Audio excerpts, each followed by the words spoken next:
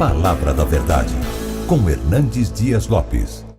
Meus amados, vamos abrir a palavra de Deus no livro de Apocalipse, capítulo 1.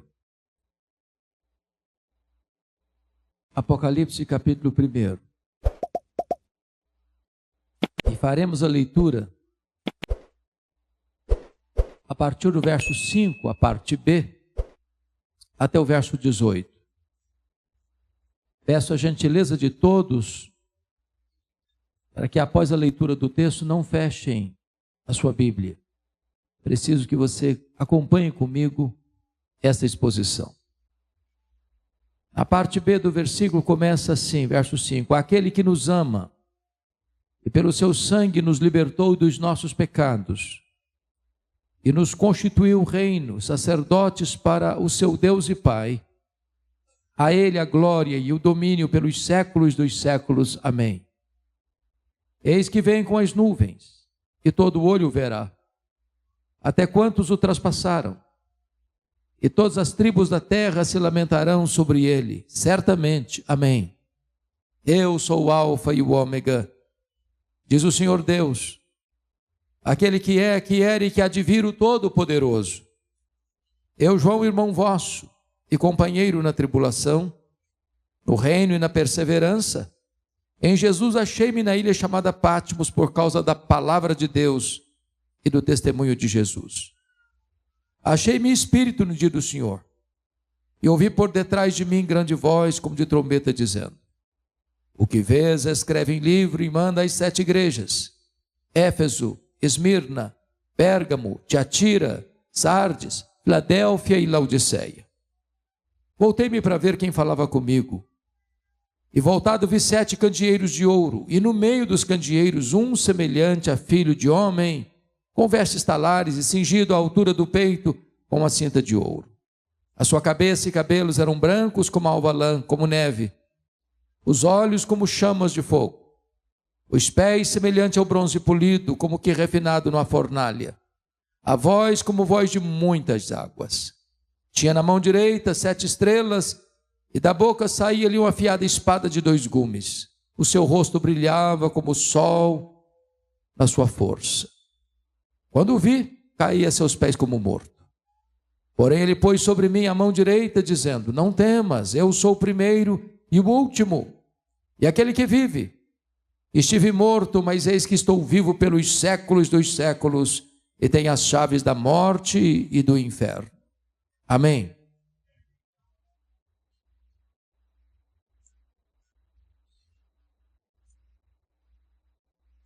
Meus irmãos, esse texto culmina um tempo muito difícil e doloroso na história da igreja primitiva. O primeiro século foi marcado por muito sofrimento. Na esteira dos imperadores romanos, a maioria deles perseguiu de maneira crudelíssima a igreja. Poderíamos aqui trazer à memória a história de César Augusto, que governa de 27 a.C. a 14 depois de Cristo, que foi o imperador que governou o mundo quando Jesus nasceu. Ele foi sucedido pelo seu sobrinho, alguns o chamam até de filho adotivo, Tibério César, que governou do ano 14 ao ano 37, foi quando Jesus morreu no Calvário. Foi sucedido por Calígula, um homem terrível, perseguidor implacável, que governou de 37 a 41. 41 a 54, o governo do Império Romano, Cláudio. Foi quando houve uma grande fome no mundo e os judeus foram expulsos de Roma. Cláudio foi sucedido por Nero, que governou de 54 a 64, a 68. Quando então Roma foi incendiada em 64 e foram martirizados os apóstolos Paulo e Pedro. Nero foi sucedido por Vespasiano, que governa de 69 a 79, período em que foi construído o Coliseu Romano, o Anfiteatro da Morte, e numa festa de inauguração de 100 dias, mais de 10 mil cristãos foram mortos com requinte de crueldade. Foi também no governo de Vespasiano, no ano 70, que Jerusalém foi tomada, destruída, e o templo arrasado, e os judeus dispersos para a maior diáspora de todos os tempos, desde o ano 70 a 14 de maio de 1948. Vespasiano foi substituído por Tito Flávio, o homem que arrasou Jerusalém, que governou de 79 a 81. E então, em 81, assume o governo de Roma, Domiciano, que governa até 96. O primeiro imperador romano a arrogar para si o título de Senhor e Deus. Tão maligno foi, que foi comparado e chamado de segundo Nero, ou Nero redivivo. Foi o imperador Domiciano que deporta o apóstolo João, então pastor da igreja de Éfeso, para uma ilha vulcânica do mar Egeu, para uma colônia penal, a ilha de Patmos. Certamente, aquele era um tempo tão sombrio, porque a essas alturas, todos os apóstolos de Jesus, exceto João, já tinham sido martirizados. A igreja estava sendo perseguida de maneira tão dura e implacável. Os crentes estavam sendo queimados vivos. Os crentes estavam sendo crucificados. Os crentes estavam sendo jogados às feras. Os crentes estavam sendo caçados por todos os cantos e por todos os lados. O tempo era um tempo muito sombrio. Quando Domiciano envia João para aquela ilha vulcânica, certamente a intenção dele era calar a voz do último apóstolo do Senhor Jesus. Era como que jogar uma pá de cal na igreja tão massacrada e sofrida. Porém, o destino da igreja não está nas mãos dos poderosos deste século. Os destinos da igreja estão nas mãos daquele que está assentado no trono. Quando todas as portas se fecharam para João na terra, o Senhor abriu-lhe uma porta no céu e disse: sobe para aqui, e eu te mostrarei não as coisas que talvez aconteçam, não as coisas que podem acontecer, eu te mostrarei as coisas que devem acontecer. Deus está no trono e Ele dirige os destinos da história e da sua igreja. Era um dia de domingo, era o dia do Senhor, quando João escuta atrás dele uma voz como voz de trombeta dizendo: o que vês escreve em livro e manda às 7 igrejas: Éfeso, Esmirna, Pérgamo, Tiatira, Sardes, Filadélfia e Laodiceia. Quando ele se volta para ver quem falava com ele, ele não vê quem falava com ele, ele vê as 7 igrejas, ele vê os 7 candeeiros, e no meio dos candeeiros um semelhante a filho de homem. Então, a partir de agora, eu quero tratar de 3 verdades nesse texto. Primeiro, a glória incomparável do nosso Salvador, as glórias benditas de Jesus, o nosso Senhor. Segundo ponto que eu quero destacar é a glória incomparável da obra de Jesus por nós. E a terceira verdade que eu quero ressaltar é quais são as implicações dessas 2 verdades anteriores: quem é Jesus e o que Ele fez por nós. Então, com a Bíblia aberta comigo, observemos em primeiro lugar o versículo 13. Quando João olha, ele vê no meio dos candeeiros um semelhante a filho de homem. Quem é esse Jesus que João vê na ilha de Patmos? Meus irmãos, este Jesus é o centro da história. Ele é o centro do Antigo Testamento. Ele é o centro do Novo Testamento. Ele é o centro da igreja. Ele é o centro da terra. Ele é o centro do céu. Ele é o centro da eternidade. Ele é a semente da mulher. Ele é o descendente de Abraão. Ele é o cordeiro da Páscoa. Ele é a coluna de nuvem e a coluna de fogo. Ele é o maná e a água que brotava da rocha. Ele é representado pelo tabernáculo. Ele é representado pela Arca da Aliança. Ele é representado pelo templo. Ele é representado pelas festas. Ele é representado pelos sacrifícios. Ele é representado pelo sábado. Ele é tudo no Antigo Testamento. Mas ele é a figura central do Novo Testamento também. Ele é o verbo que se fez carne, Ele é o cordeiro que tira o pecado do mundo, Ele é o cordeiro que foi morto, mas está vivo pelos séculos dos séculos. Ele é o noivo da igreja, Ele é o cabeça da igreja, Ele é o fundamento da igreja, Ele é o dono da igreja, Ele é o edificador da igreja, Ele é o protetor da igreja, Ele é o alfa, Ele é o ômega, Ele é o princípio, Ele é o fim, Ele é o rei dos reis, Ele é o senhor dos senhores. Ele é a razão da nossa esperança, Ele é a nossa paz, Ele é a nossa justiça, Ele é a nossa alegria, Ele é a nossa herança. E agora João vai nos apresentar quem é este Jesus. E a primeira coisa que ele destaca está no verso 13, quando ele diz: e no meio dos candeeiros, um semelhante a filho de homem. Isso significa que ele é onipresente. Ele está no meio das igrejas. Ao mesmo tempo em Éfeso, ao mesmo tempo em Esmirna, ao mesmo tempo em Tiatira, ao mesmo tempo em Pérgamo, ao mesmo tempo em Sardes, ao mesmo tempo em Filadélfia, ao mesmo tempo em Laodiceia, ao mesmo tempo na Catedral Baleia de Brasília. Ele está aqui nesta noite, Ele está presente neste culto, e é porque Ele está presente que você e eu viemos para cá. Ele é onipresente. Esse universo que, segundo os estudiosos, tem mais de 93 bilhões de anos-luz de diâmetro, concordo com o primeiro-ministro holandês Abraham Kuyper, quando disse: não há um centímetro deste universo onde ele não possa dizer: estou aqui, sou dono disso aqui, e eu criei tudo isso aqui. Este é o Jesus que está aqui, o Jesus que é onipresente. Mas notem comigo ainda, por gentileza, no verso 14, que João diz assim: a sua cabeça e cabelos eram brancos como a alva lã, como neve. O que representa esta figura? Significa que ele é eterno. Em outras palavras, ele existe antes do tempo. Ele é transcendente. Ele está dentro do tempo. Ele é imanente. Ele está fora do tempo. Ele tem o controle do tempo.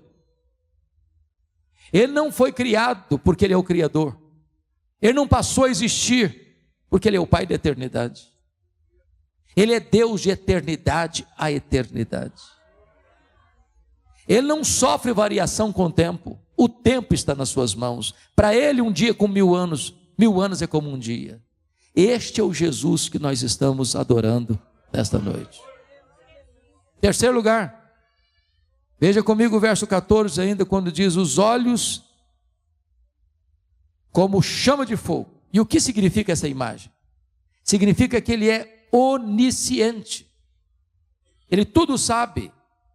Ele tudo vê. Ele é todo sonda. Ele conhece o que está revelado e conhece o que está oculto. Ele conhece o que conhecemos e o que não ainda conhecemos. Não há nada que possa estar oculto àquele cujos olhos são como chamas de fogo. É por isso que, na medida que Ele caminha entre as igrejas, há um estribilho entre todas elas: eu conheço, eu conheço, eu conheço, eu conheço, eu conheço, eu conheço, eu conheço, eu conheço, eu conheço as tuas obras, eu conheço a tua tribulação e a tua pobreza, eu conheço o lugar onde tu habitas. Ele conhece a sua vida, Ele conhece o seu passado, Ele conhece o seu presente, Ele conhece o seu futuro, Ele conhece as suas angústias, Ele conhece os seus dramas, Ele conhece as noites indormidas, Ele conhece as suas madrugadas insones, Ele conhece as dores da sua alma, Ele conhece a angústia do seu coração, Ele conhece o que você está passando nesta noite, e Ele está aqui sondando a sua, a minha e a nossa vida. Mas em quarto lugar, versículo 15 diz assim: os pés semelhante ao bronze polido, refinado numa fornalha. O que significa isso? Significa que Ele é onipotente. Irmãos amados, isso é tão importante, porque não tem páreo para Jesus. Ninguém intimida Jesus, ninguém ameaça Jesus, ninguém depõe Jesus, ninguém diminui Jesus. Ele não está lá no céu esfregando as mãos, nervoso, ansioso, sem saber o que faz com este mundo. Ele é o todo-poderoso Deus. Para ele não tem causa perdida. Para ele não tem doença incurável. Para ele não tem vida irrecuperável. Para ele não tem casamento sem restauração. Para ele não tem coisa difícil. Para ele tudo é possível. Ele é onipotente. É curioso que de vez em quando surjam alguns tolos do topo da sua arrogância e tentam desbancar Jesus. Mais recentemente, o patrono dos agnósticos da Inglaterra, Richard Dawkins, escreveu um livro ruidoso, Deus, um delírio. Alguns apressados disseram, agora vai desbancar com a Bíblia. Agora vai desacreditar esse livro. Agora Jesus entrará em descrédito. E eu pergunto a vocês, onde está Richard Dawkins? Onde está o livro dele?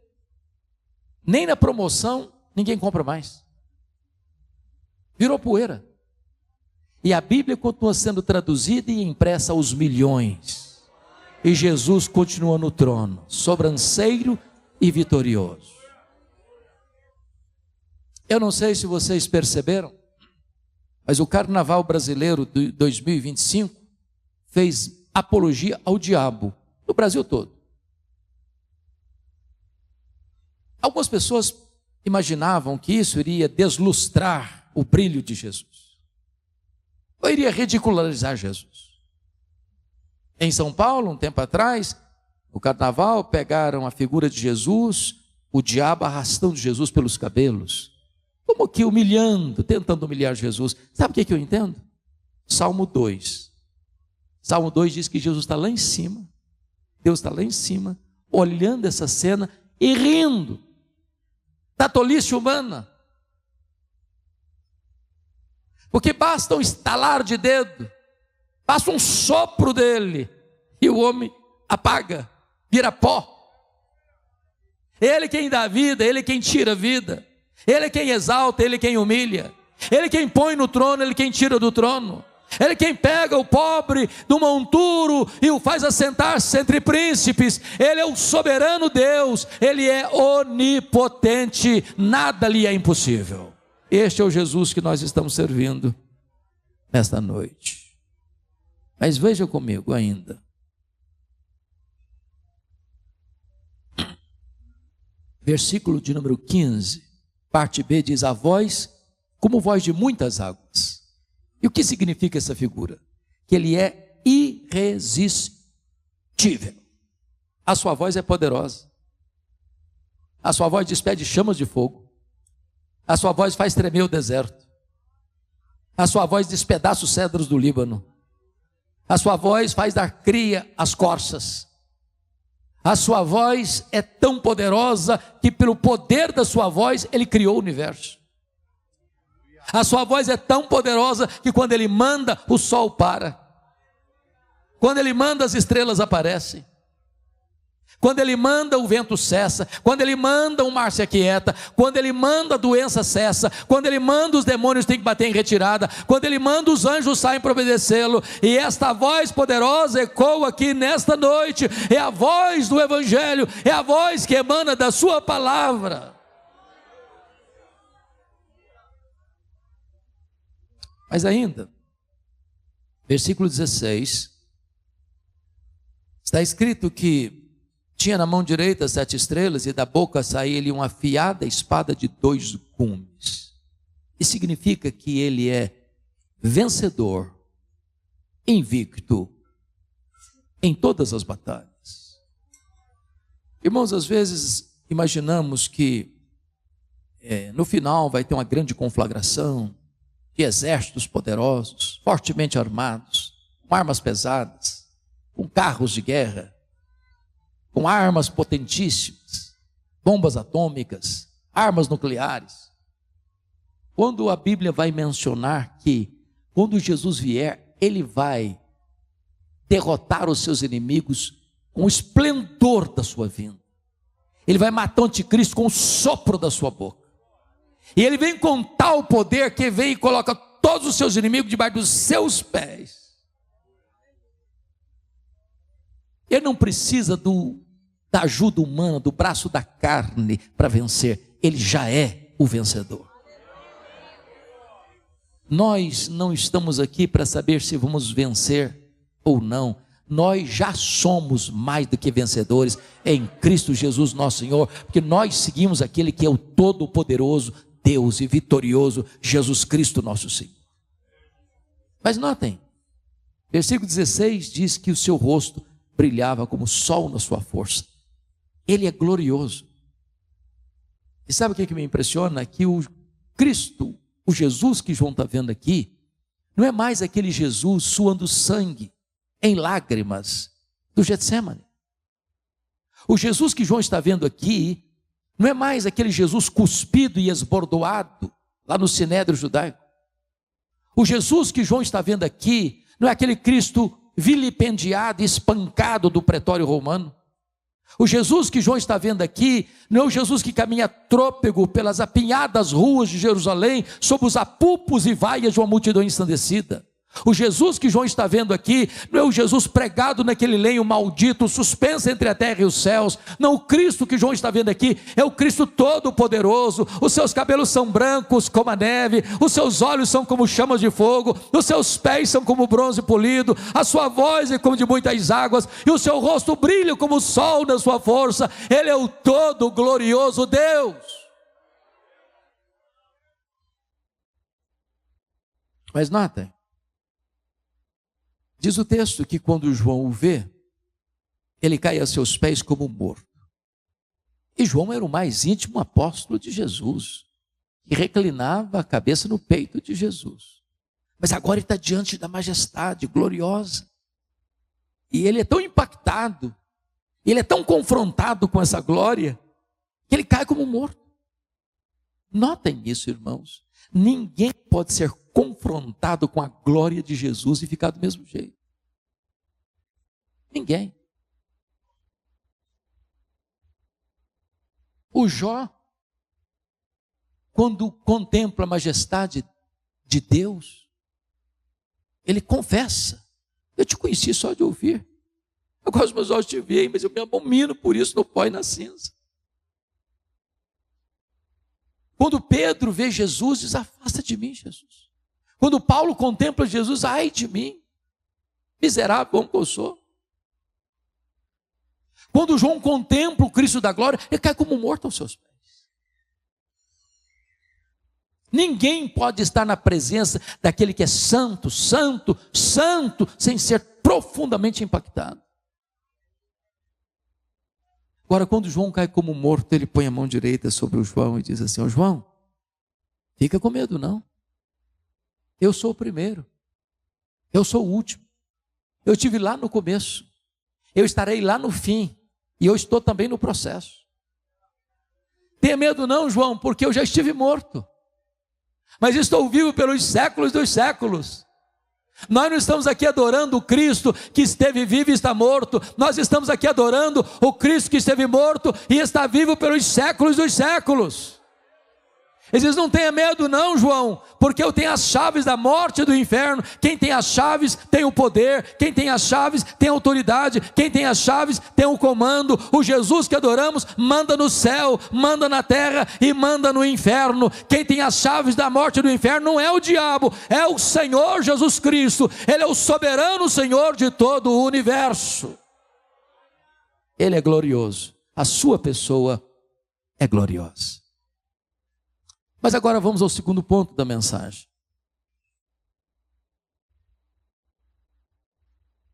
A gloriosa obra de Jesus. Então pousemos os nossos olhos no verso 5, parte B.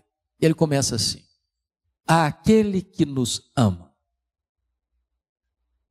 Eu tenho a grande alegria de dizer a todos vocês, nesta noite tão linda, esta verdade magna do cristianismo, que Jesus ama você. Pastor Jodair, eu não conheço nada mais eficaz para curar complexo de inferioridade e autoestima achatada do que entender essa verdade. Jesus ama você.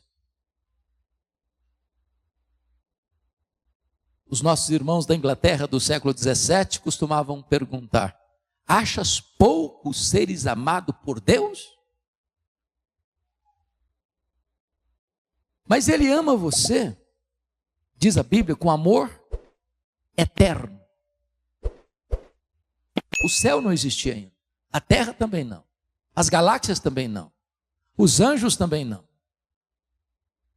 Mas você já existia no coração dele. Mas Ele não ama você, perdoe-me em dizer isso, pode frustrar alguém. Ele não ama você por causa de você. A causa do amor dele por você não está em você, está nele mesmo. Porque Ele não nos ama por causa dos nossos méritos, mas apesar dos nossos deméritos. Ele não nos ama por causa das nossas virtudes, mas apesar dos nossos pecados. Preste atenção nisso. Às vezes as pessoas são muito encantadas e nos amam porque elas não conhecem tudo a nosso respeito. Se elas conhecessem todos os pensamentos que povoam a nossa mente, talvez se afastariam de nós. O que é glorioso é que apesar de Jesus conhecer você por dentro e por fora, todas as nossas mazelas, todos os nossos pecados, todos os nossos pensamentos, Ele ainda assim nos ama com amor eterno. Não há nada que você possa fazer para Jesus amar você mais. Não há nada que você possa fazer para Jesus amar você menos. Ele ama você com amor eterno e atrai você para Ele com cordas de amor. Este amor, diz o apóstolo Paulo, é um amor abundante, porque é derramado pelo Espírito Santo em nosso coração. Este amor, diz o apóstolo Paulo, é um amor imerecido, porque Ele nos amou quando nós éramos fracos, ímpios, pecadores e inimigos. Este amor é um amor provado. Deus prova o seu próprio amor para conosco pelo fato de ter Cristo morrido por nós, sendo nós ainda pecadores. Então nunca duvide desta verdade. Jesus ama você e Ele não escreveu em letras de fogo nas nuvens: eu te amo. Ele esculpiu na cruz do Calvário: eu te amo. A segunda verdade da obra de Cristo está aí no verso 5 ainda, quando Ele diz assim: e pelo seu sangue nos libertou dos nossos pecados. Primeiro, Ele ama você. Segundo, Ele morreu por você. Ele morreu por você. Ele deu a sua vida por você. Agora notem que Ele não morreu porque Ele sucumbiu ao poder de Roma. Ele não morreu porque foi uma vítima do sistema. Ele não morreu porque ele foi tomado pela força do Império Romano ou pela inveja do Sinédrio judaico. Ele não morreu porque Judas o traiu. Ele não morreu porque Pedro o negou. Ele não morreu porque o Sinédrio o acusou. Ele não morreu porque Pilatos o condenou. Ele não morreu porque os soldados o pregaram na cruz. O que o levou à cruz foi o amor por você. Ele foi voluntariamente para a cruz. Ele caminhou para o Calvário como um rei caminha para a sua coroação. Ele foi deliberadamente, ele diz: ninguém tira a minha vida de mim, pelo contrário, eu espontaneamente a dou. Ele amou você e Ele morreu por você. Ele deu a sua vida por você. Com que propósito? Diz o texto: para nos libertar dos nossos pecados. Eu quero dizer para você então que pecado escraviza. Quem pratica o pecado, diz a Bíblia, é escravo do pecado. Eu vou lhe dizer outra coisa: você não pode libertar a você mesmo dos seus pecados. O profeta Jeremias disse: um etíope não pode mudar sua pele, um leopardo não pode mudar suas manchas, nem nós podemos limpar o nosso próprio coração e mudar a nossa própria vida. É interessante que só o sangue de Jesus pode nos libertar dos nossos pecados. Irmãos, não tem técnica psicológica que resolva isso. Não tem divã do mais excelente psicanalista que resolva isso. Não tem terapia humana, por mais excelente, que resolva o problema da culpa. Não tem rito sagrado que possa limpar e libertar você dos seus pecados. Não tem qualquer pregador, não tem qualquer igreja, não tem qualquer denominação que possa libertar você dos seus pecados. É só Jesus, é só Jesus, é só Jesus que pode libertar-nos dos nossos pecados, e Ele liberta, e se você crer nele, você tem a vida eterna. Terceira obra de Jesus por nós, confira comigo o verso 6. E nos constituiu reino e sacerdotes para o seu Deus e Pai. Primeiro, Ele nos amou. Segundo, Ele morreu por nós. Terceiro, Ele nos exaltou. Notem comigo que lá no Velho Testamento nenhum sacerdote podia ser rei. E nenhum rei podia ser sacerdote. Vocês se lembram do rei Uzias, que depois de 5 décadas no poder, tomado por um sentimento louco de vaidade, quis ocupar a função sacerdotal e entrou no templo para oferecer incenso. E ficou o quê? Leproso. Mas agora Jesus vem e ele exerce o tríplice ofício de profeta, de sacerdote e de rei. E agora, com a sua morte, o véu do templo foi rasgado de alto a baixo. E agora ele constitui você rei e sacerdote. Eu preciso dizer que corre nas suas veias mais do que sangue azul. Você é filho do Rei dos Reis e do Senhor dos Senhores. Agora você não precisa mais de um intermediário para apresentar você a Deus. Você não precisa de um guru espiritual. Você não precisa de ir a alguém para que alguém te apresente a Deus. Não, você tem livre acesso. A qualquer hora, em qualquer lugar, em qualquer tempo, sob quaisquer circunstâncias, você pode chegar até a presença dEle. Você é bem-vindo à presença dEle. Ele é o seu supremo advogado, Ele é o sumo sacerdote, e você pode ir direto a Ele na presença de Deus. O caminho está aberto. Ele não apenas libertou você dos seus pecados, Ele constituiu você sacerdote, Ele constituiu você rei, Ele colocou você assentado nas regiões celestes, acima de todo principado e potestade. Louvado seja o Senhor. Ele nos exaltou. Mas em quarto lugar, Ele nos amou, Ele morreu por nós, Ele nos exaltou, e em quarto lugar, Ele voltará para nós. Versículo 7, veja comigo, está escrito: eis que vem com as nuvens, e todo olho verá, até quantos o traspassaram, e todas as tribos da terra se lamentarão sobre ele, certamente, amém. Meus irmãos, a segunda vinda de Cristo é a acrópole da nossa esperança, é o pináculo da nossa fé, é a consumação da nossa redenção, é a apoteose da história, é a consumação do século. Ele virá. Os sinais são eloquentes.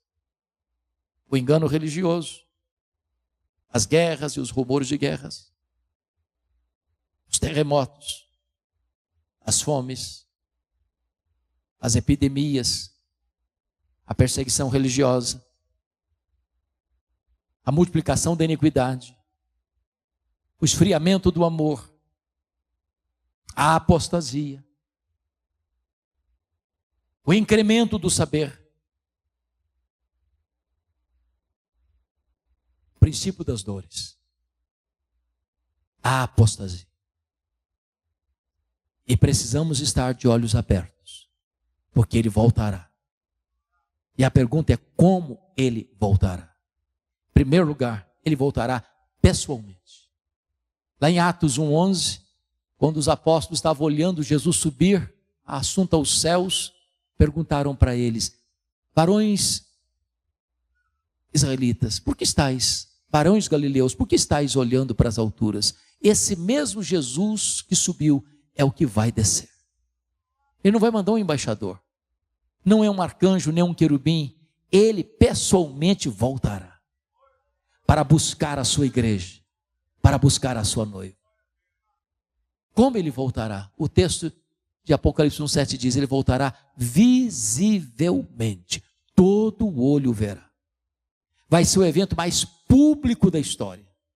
Nenhuma caverna escura, nenhuma montanha altaneira, nenhum vale profundo, nenhum deserto insólito, nenhum lugar hermeticamente fechado poderá ocultar aos olhos de todos quando ele aparecer nas nuvens para estabelecer o seu reino. Agora ele disse, fique atento, você não sabe se vai ser de tarde, você não sabe se vai ser de noite, você não sabe se vai ser de manhã o cantar do galo, e eu posso lhes garantir que Jesus voltará de tarde, que ele voltará de noite, que ele voltará de manhã o cantar do galo. Ele está falando de fusos horários. Se Jesus voltar de manhã no Brasil, ele voltará de noite no Japão. Se ele voltar de manhã no Brasil, ele volta de tarde na Europa. Então Jesus volta de manhã, Jesus volta de tarde, Jesus volta de noite. Eu não sei que horas, ele voltará e voltará visivelmente.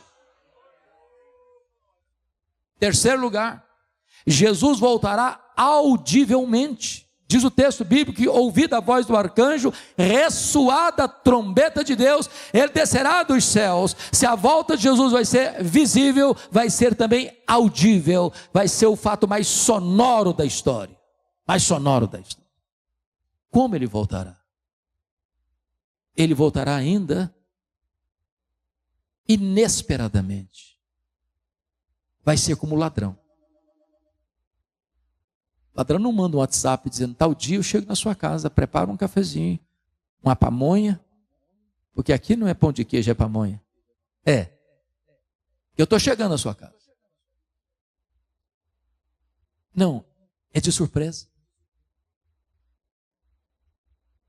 Jesus ilustrou isso como os dias de Noé, onde as pessoas compravam, vendiam, casavam e davam-se em casamento.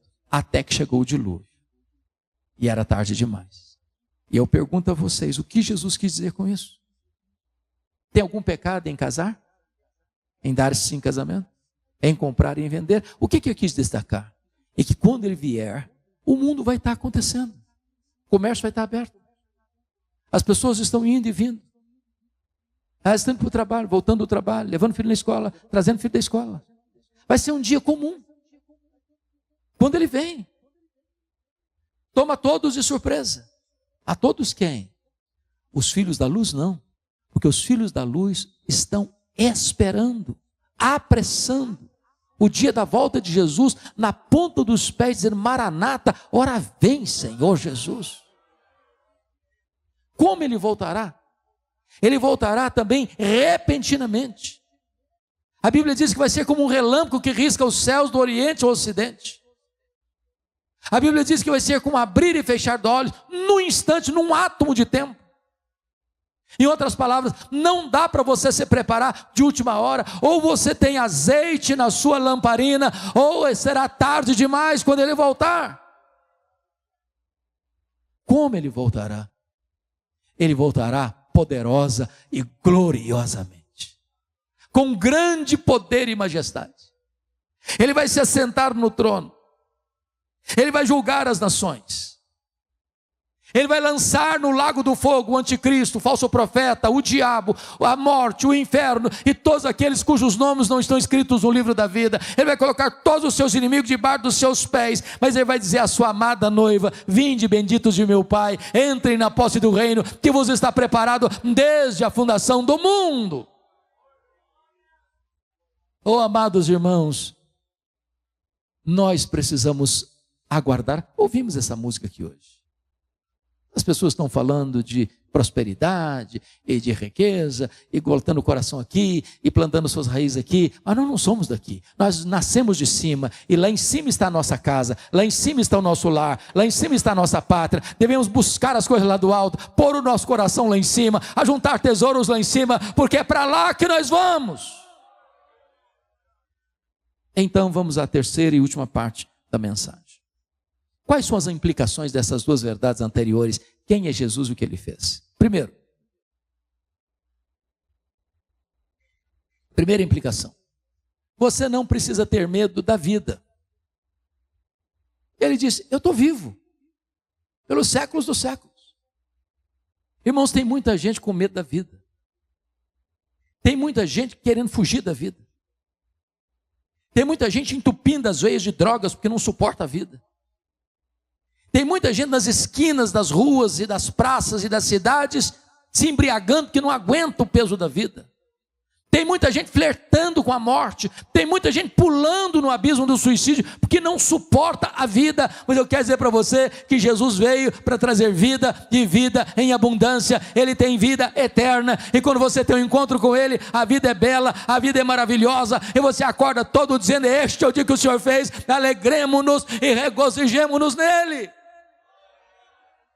Segundo, quais são as implicações?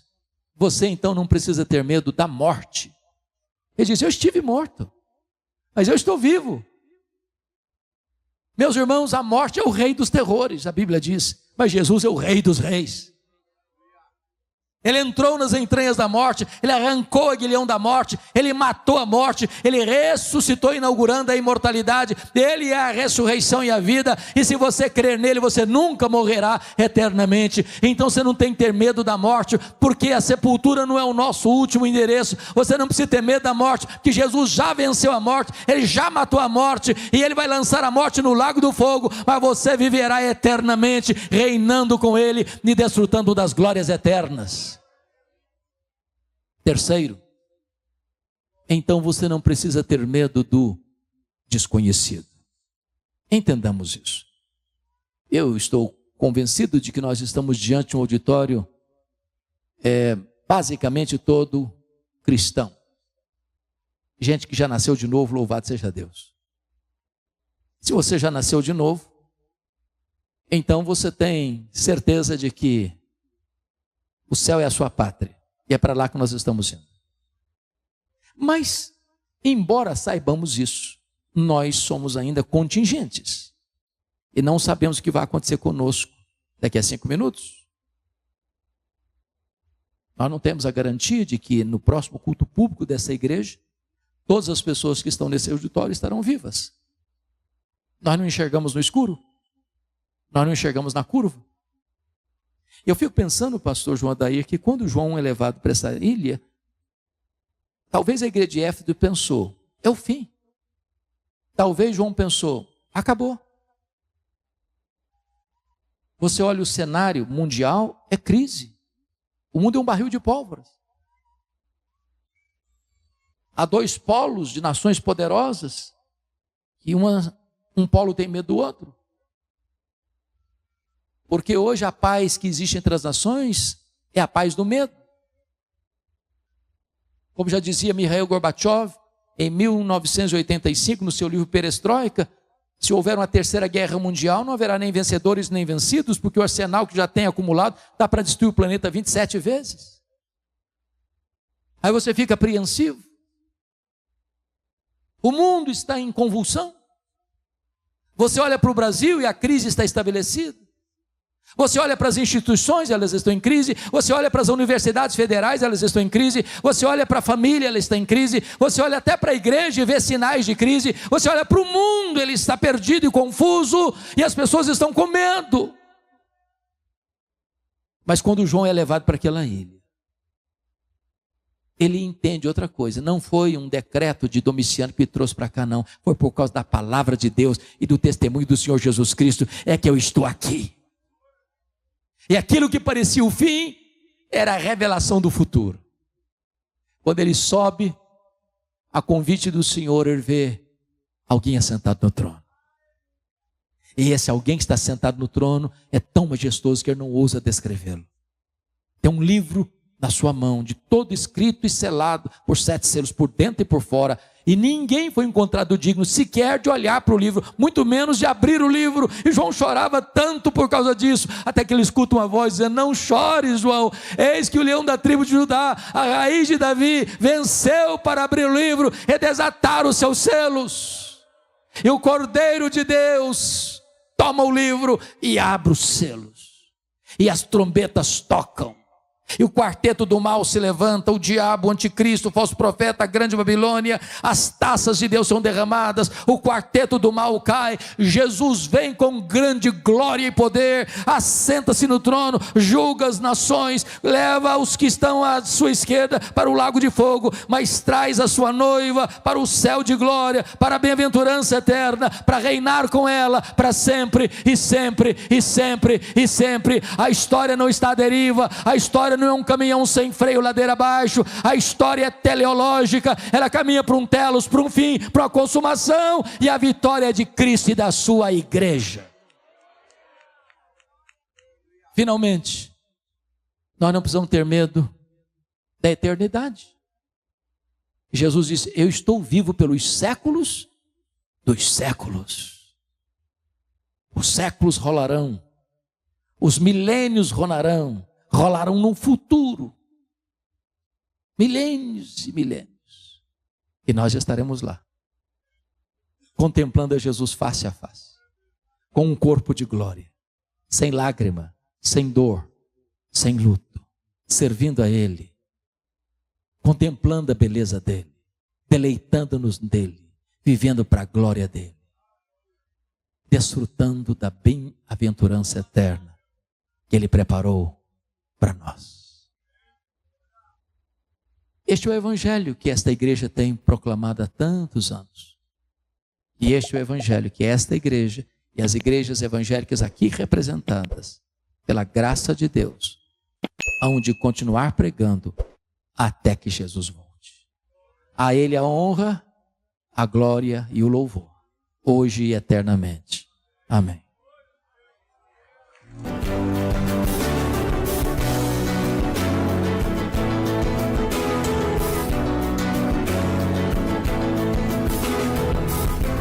Palavra da Verdade, com Hernandes Dias Lopes.